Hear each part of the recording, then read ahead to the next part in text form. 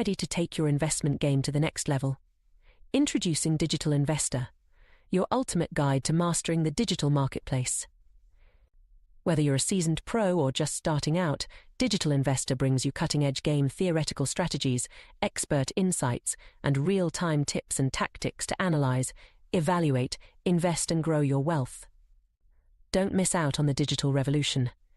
Visit www.nickblacknex.com and start your journey with Digital Investor today.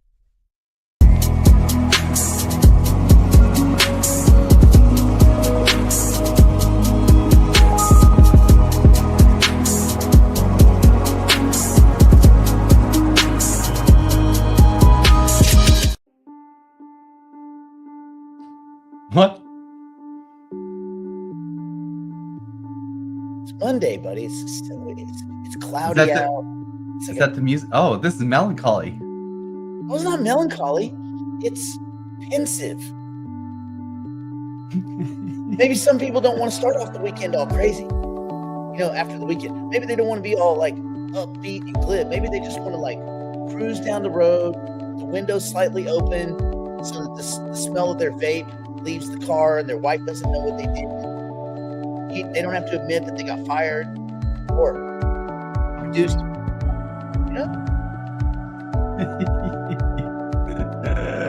Or they bought Ethereum when they should have bought Bitcoin. Yeah, I get all those things. I get all those things. What's the word? What is the word? Did you know that if you want to connect to like Node Market or any dApp, like for example, you have to be using the same browser that you're connecting on? For example, you can't go to Mississippi, hop on a computer in the library, and have it like automatically connect to Node Market back home. Did you know that? Did you know that you have to be using Chrome if you have Node Market open on Chrome? That's where your MetaMask has to be. Did you know that you can't be on Firefox with your MetaMask and connect to Chrome on Node Market? Anyway, just some thoughts. I just thought I'd mention. I knew literally none of these things. Did you know if you try to start your truck, you can't put your key in your car and expect it to start your truck? Did you? Sorry.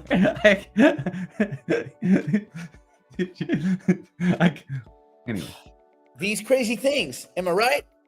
Am I right? Yes. Let me tell you about this coffee. I don't know. It's a peanut butter. It's supposed to be like a Reese's peanut butter cup thing. Ew. You like that? So it's probably just more peanut butter, like probably, let me guess, like chalky peanut butter flavor. Yeah, it's kind of, I don't know. I'm not saying it's disgusting. I'm saying I just don't know. What was Arizona's governor thinking? Okay. Yeah, go. Yeah, what? Well, I mean, this is one of those things where she's probably catering to some of her friends that got her elected, most likely. Because there wouldn't be many other reasons good for your career to do something like this in a state where bipartisan coalition pushed this through. And it pushed it through by a wide margin, but bankers and other things probably got her elected, so she's doing her part. I think I shared this, but I think she has vetoed more bills than any governor in history for Arizona. Last year, she vetoed like 180, 190 bills, where prior to that, the record of any governor was 50. So she did it by a margin of 3x. Wow. She is stepping up and She's doing the wrong thing. She's the governor of no. Yeah, I almost wanted to start making a chart of all these people making these horrible decisions. Like, for example, Germany, right? They sold their Bitcoin at 55,000. She had the opportunity to buy Bitcoin here at 90,000, and now her state's going to suffer. They were going to put like a $4.5 billion into Bitcoin or something like that. Like, it was a big amount. And she doesn't care, nor will she ever care.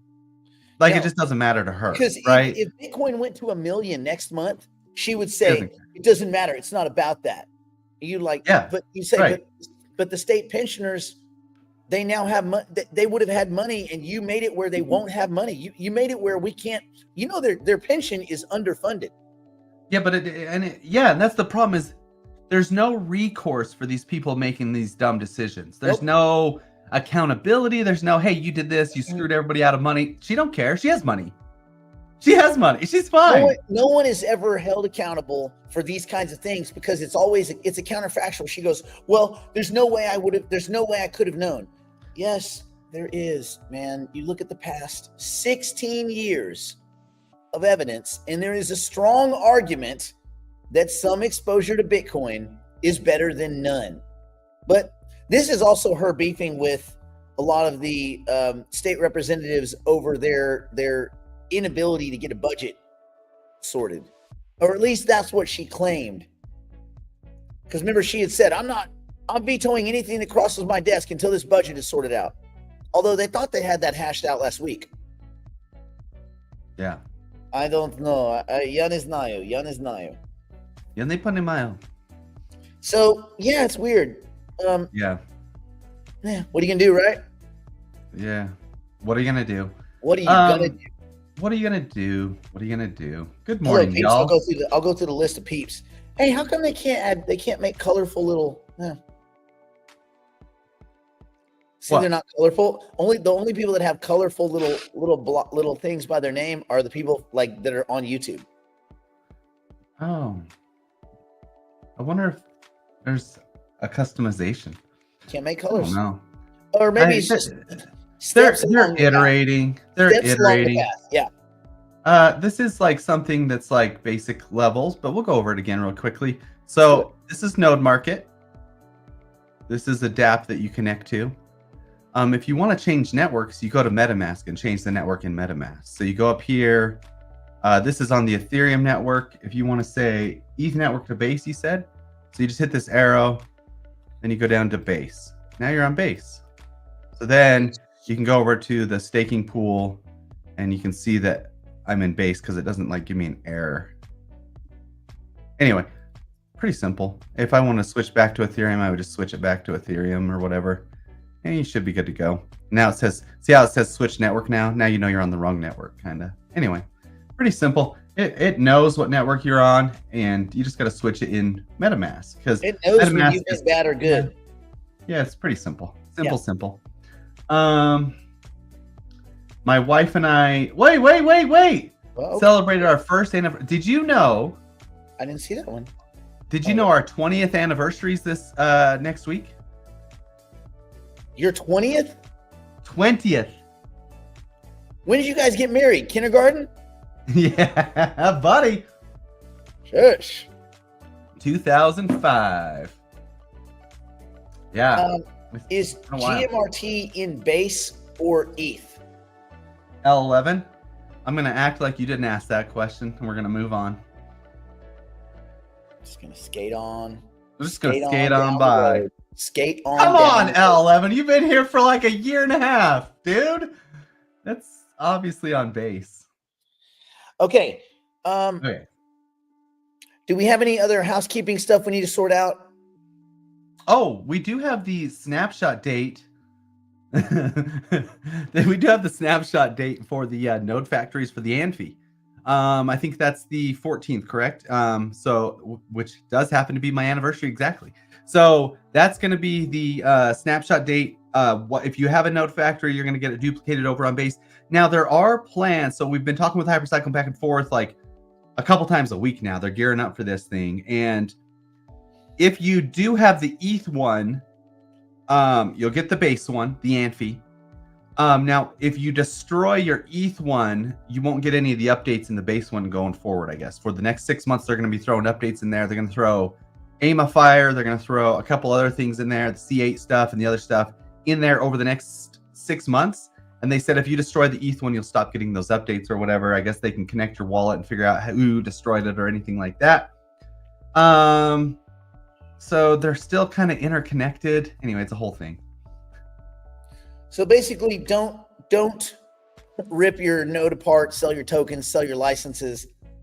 until you've gotten sufficient software upgrades in your new and improved ANFI. Advanced node factory enclosure. Dun, dun, dun.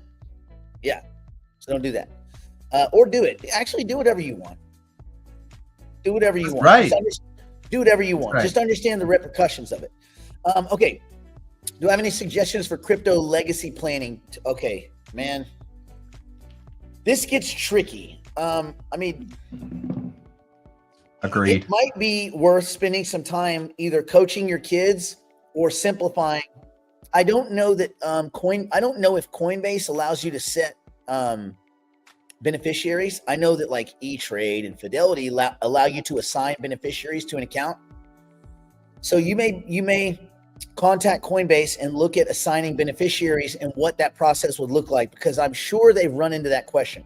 Short of that, if you have assets on Coinbase or Kraken, you could get all of that login information, everything they would need to do that, and you could get that sealed and locked away and in the hands of a lawyer or a trustee, or Brandon and I. You can just give us all your stuff, and don't you worry. When you're gone, everything will be fine. Oh my gosh. Everything will be just fine. Oh boy. Yeah. I was wondering if there is some sort of insurance program or something, like, if you did, something did happen, if you have a fail safe where somebody could come and like figure out all your keys and stuff, get everything to the right people, because there's not a lot of people that know how to do that still. Like, anyway, it'd be kind of cool. Yeah, it's tricky. It's the whole thing, though. You're not wrong. So what I did, Ronald, is I made a video for my family, walking them through things, and then my wife put it on Twitter and just told them, go check my Twitter. And then it has the keys in the video and everything, and I uploaded it to the internet anyway.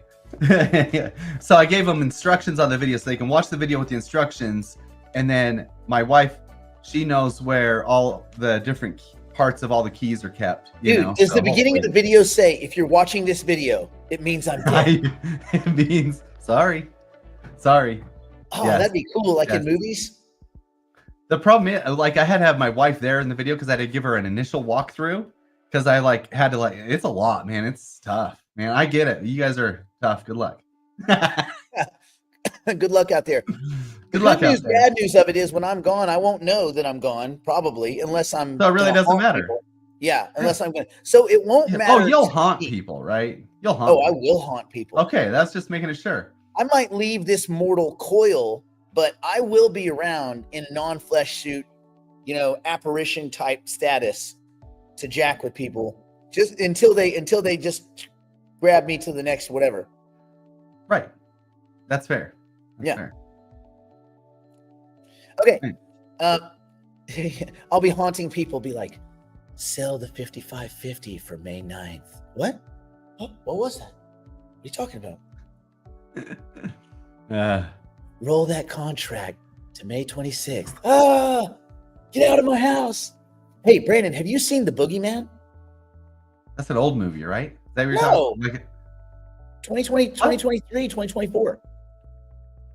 I don't think I've seen it. It's a Stephen King one. It's cool. I just watched it again. Okay. Still very uncomfortable.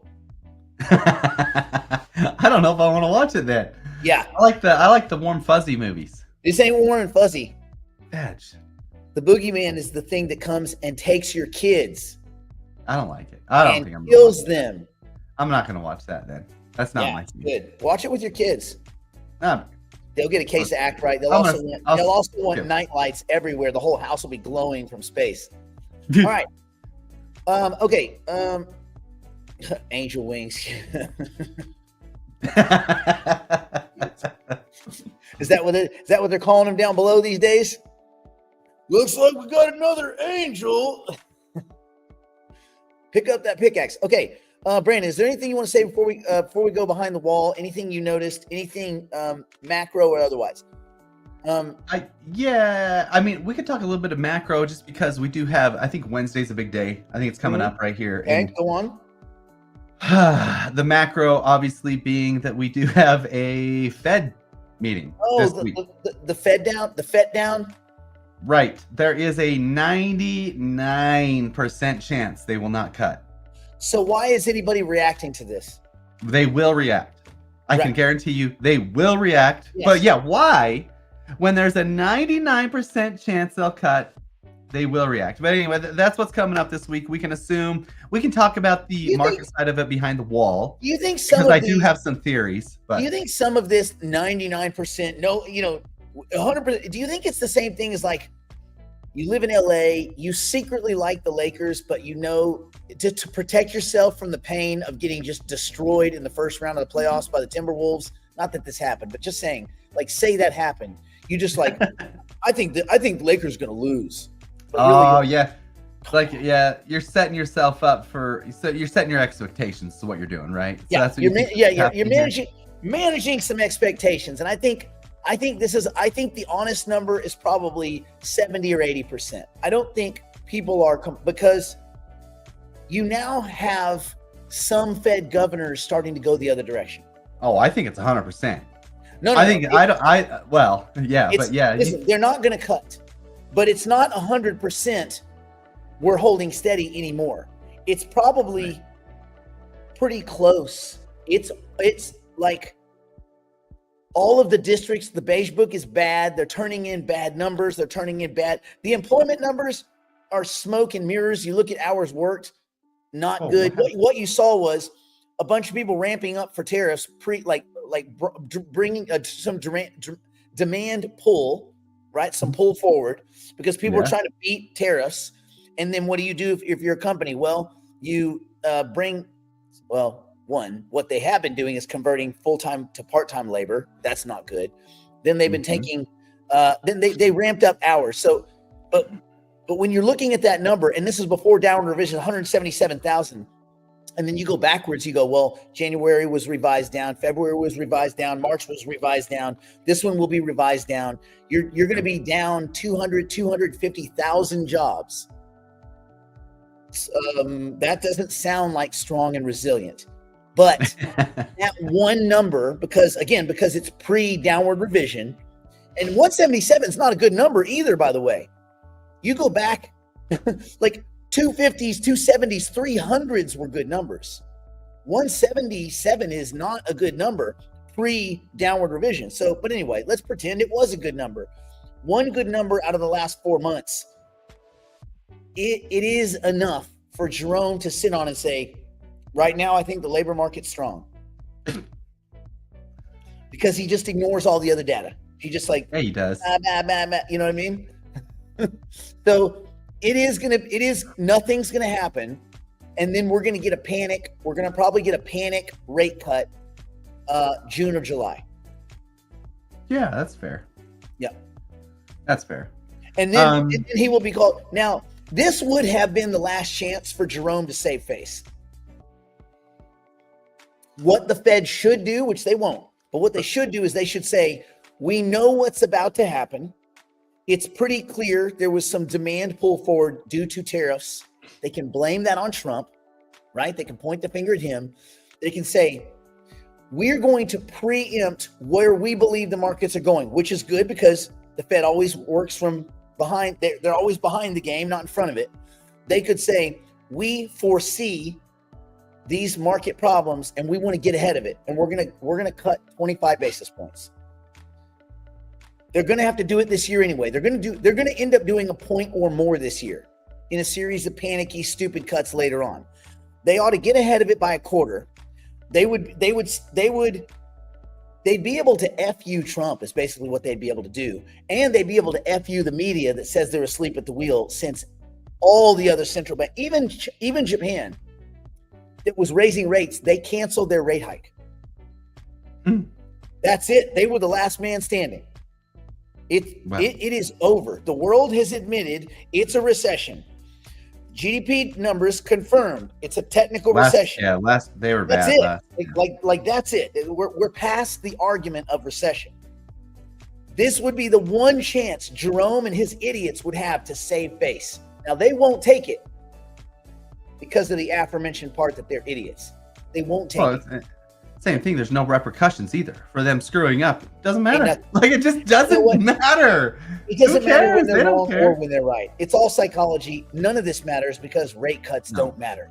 In the same way that rate and anyway, that's another story for another day. But yeah, Let's go There's behind an the wall argument because that I do rate want cuts- to. I want to talk about how this is going to affect Bitcoin, I guess, going forward this week. So we can talk about everything behind the wall here. Ooh. All right, let's get behind the wall. If you're not one of us, it's okay.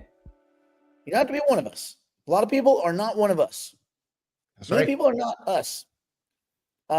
If you're not a digital investor or digital private client, you ought to, entertain the concept. Just saying, bro. You could join us behind the wall, private content. It's good stuff.